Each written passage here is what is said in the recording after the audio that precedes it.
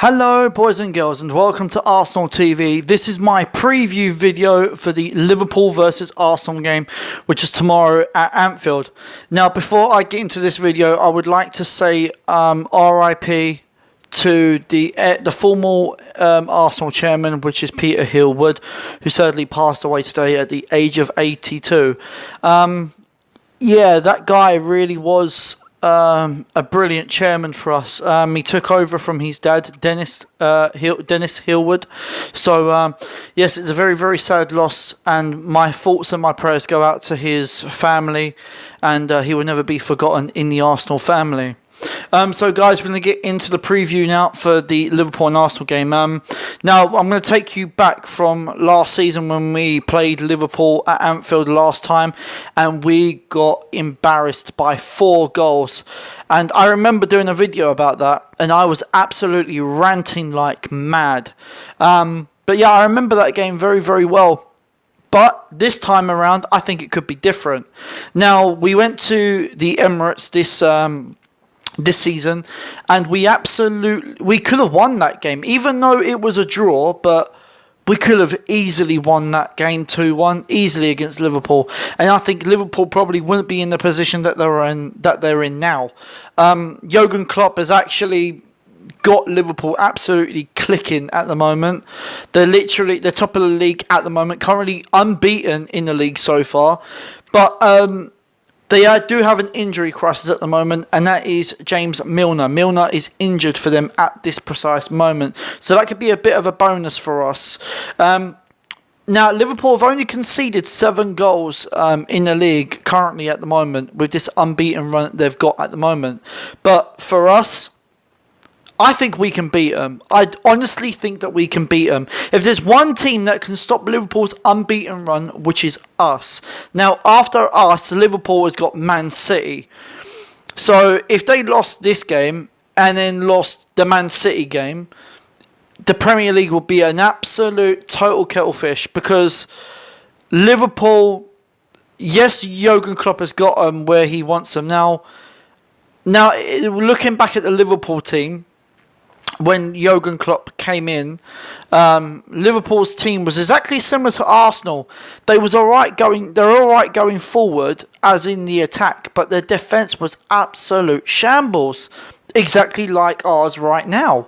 We are an absolute shambles at the moment in terms of defence, but that's what I think anyway. But I feel that we can go out there, go to Anfield, and I think we can actually beat him.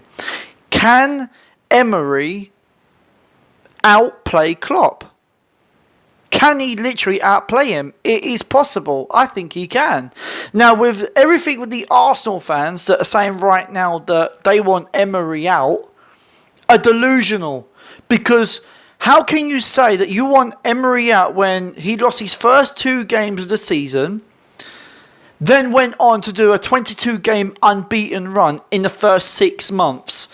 How can you literally say that you can sit there and say that you want Emery out? If that's the case, fuck off, because you're not an Arsenal fan. It's as simple as that. He's done so much better to what any other manager has done so far, even with the managers that's had new managers. And that's saying something.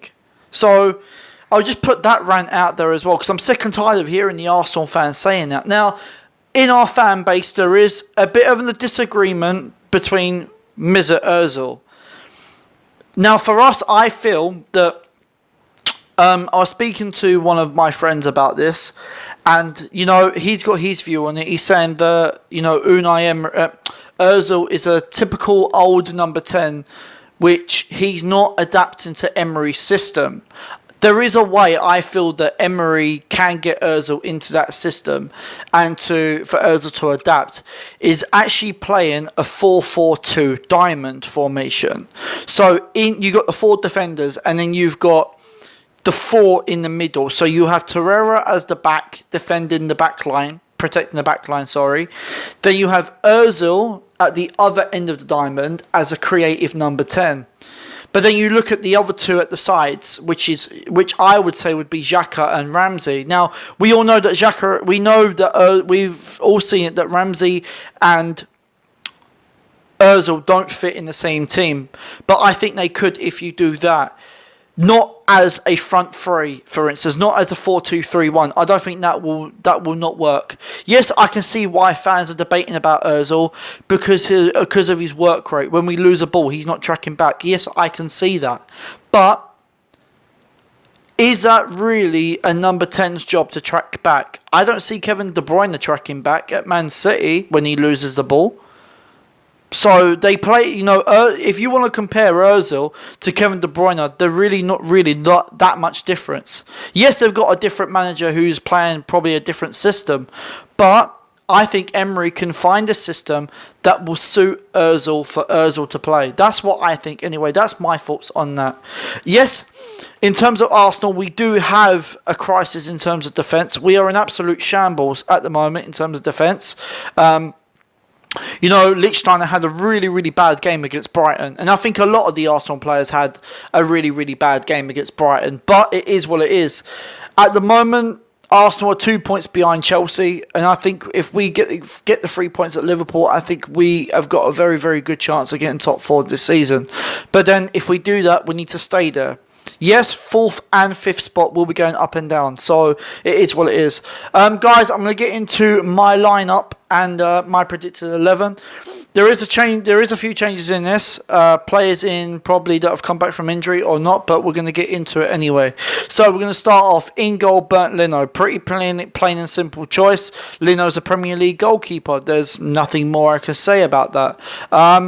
Leno was kind of at fault for the Brighton goal, but it was a miscommunication between Lichtsteiner and Leno. That's the only thing about that. Apart from that, Leno goes in goal. We're going to move into the flat 4, and at right back, I'm going to go with Stefan Lichtsteiner. Only because at the moment we are missing Bellerin like mad. We are missing him in terms of his pace and his interceptions that Bellerin can do. Now, I don't know what's wrong with Lichtsteiner, because when I saw him during pre-season, I thought, man, this is the guy we've been needed for a while in that position. But now it seems to me that Lichtsteiner is going down the pack a little bit. His form's dipping. He doesn't seem to be that same player like he was at the start of the season. So Lichtsteiner for me goes into that position. Now we're going to move into the 2 centre-backs. First off, I'm going to go with Mustafi. Mustafi's back in full training. They've said that he could possibly be selected for the Liverpool game on Saturday, and that is what I'm going to go with. So Mustafi goes into that position.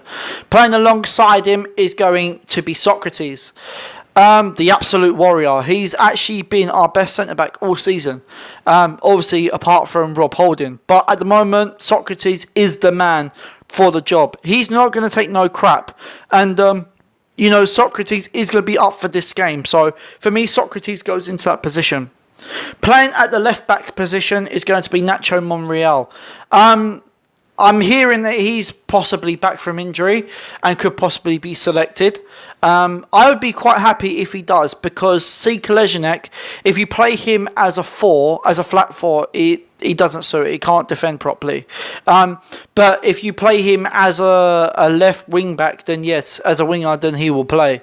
And I feel he's the right man for it, if Emery will go with the 3 at the back. But in this case, I'm going to go with the 4 at the back. So Nacho Monreal goes into that left back position. We're going to move into the 2 defensive midfielders. First off is Lucas Torreira. I don't have a problem with Lucas Torreira. Now, I can see why Emery played him, because we need him because of our defensive problems at Brighton.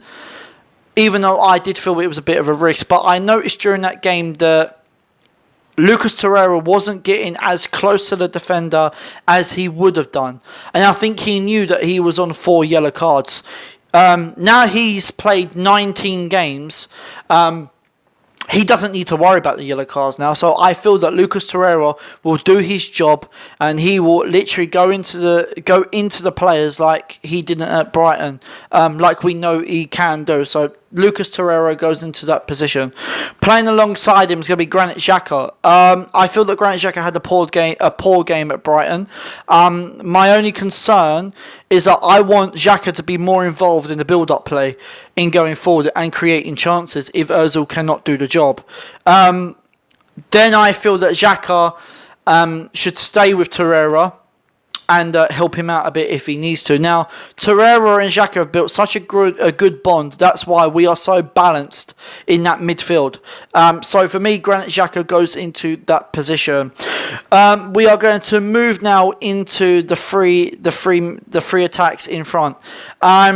First off, out onto the right-hand side, I'm going to go with C. Kolasinac. I feel that he could be very, very key in taking out Mo Salah out on Liverpool's left side.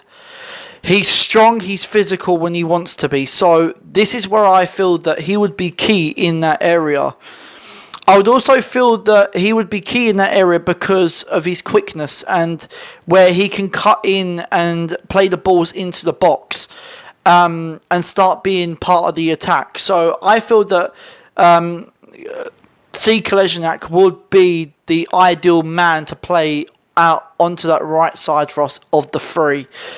So he could actually take out Mo Salah. So, yeah, we'll go with C. Kolasinac in that position.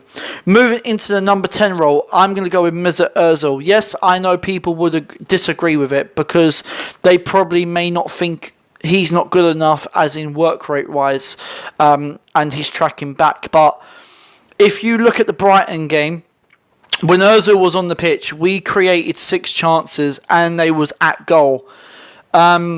6 of those chances where Aubameyang could have had a hat-trick in the first half. But when Emery took him off in that second half, I feel that there was nothing. There was no creative side. There was no creativity or anything. There was nothing.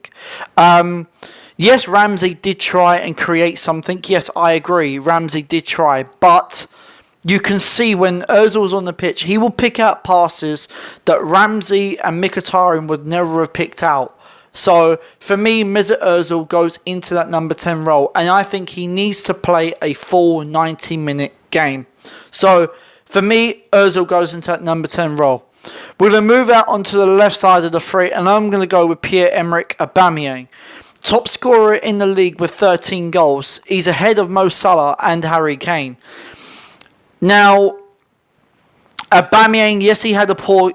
even though he got a goal against Brighton, he still had a bit of a poor game. He wasn't really himself. He wasn't... We saw that with Aubameyang, he's a type of player that likes to get forward and he likes to score goals. Now, if you've got the likes of Lacazette next to him, I feel that we can get something out of the pair of them.